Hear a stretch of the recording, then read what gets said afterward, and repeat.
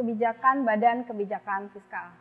Indonesia memiliki sejumlah pekerjaan rumah besar untuk memperbaiki kualitas kebijakannya di tengah derasnya arus disruptif ekonomi. Salah satu tantangan besar bagi pemerintah adalah bagaimana menghasilkan kebijakan-kebijakan yang unggul dan berbasis pada bukti atau evidence-based policy. Di satu sisi, perkembangan masalah publik ini semakin kompleks dan masif, sehingga membutuhkan berbagai alternatif solusi yang inovatif, solutif, serta cepat agar tidak kehilangan momentum dalam menyelesaikan masalah. Oleh karena itu, dibentuklah Jabatan Fungsional Analis Kebijakan sebagai bentuk respon pemerintah terhadap berbagai tantangan dalam meningkatkan kualitas kebijakan publik di Indonesia.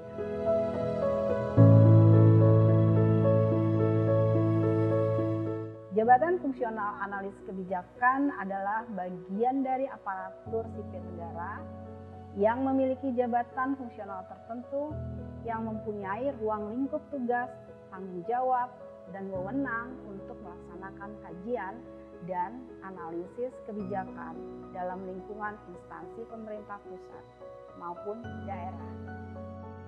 Ingin tahu apa saja yang dikerjakan seorang analis kebijakan? Ayo, mari saya tunjukkan.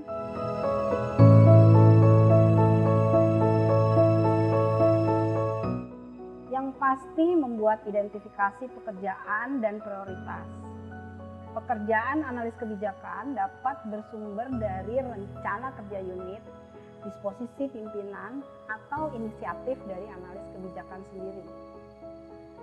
Lalu, melakukan kegiatan kajian dan analisis dengan mengumpulkan data-data, menganalisis data, dan berdiskusi dengan tim.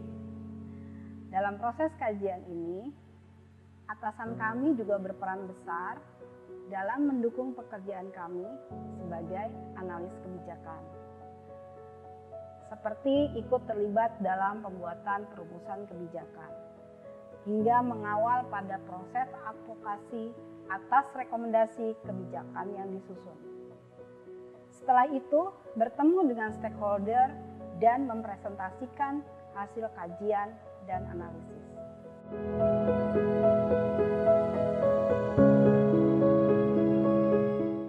Hasil kajian atau analisis diserahkan kepada stakeholders atau pejabat terkait yang berperan dalam mengambil kebijakan.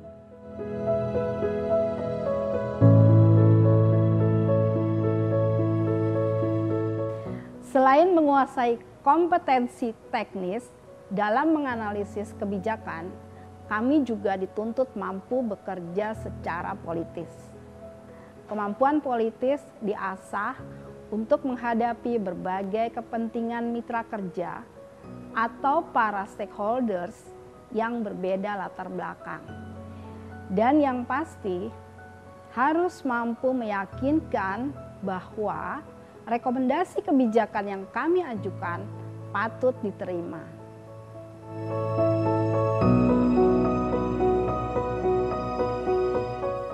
Hal menarik selama menjadi analis kebijakan, banyak sekali yang mengesankan. Di antaranya, dapat mempelajari hal-hal baru, dapat memperkaya kompetensi diri, dan berkesempatan bertemu dengan berbagai stakeholder.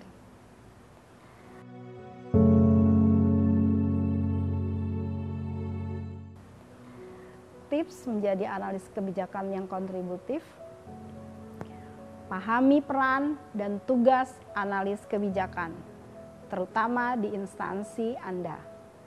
Lalu, perkaya kompetensi dengan mengikuti berbagai pelatihan, pendidikan, dan sebagainya.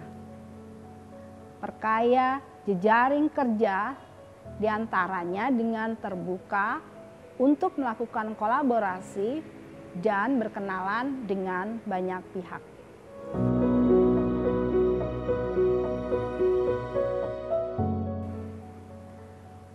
Pesan bagi rekan JFAK lain: terus memperluas dan memperkaya wawasan, serta kompetensi, dan terus semangat dalam menjadi bagian perubahan kebijakan Indonesia ke arah yang lebih baik.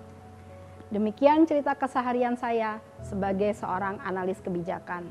Semoga bermanfaat dalam memberikan gambaran tentang profil analis kebijakan.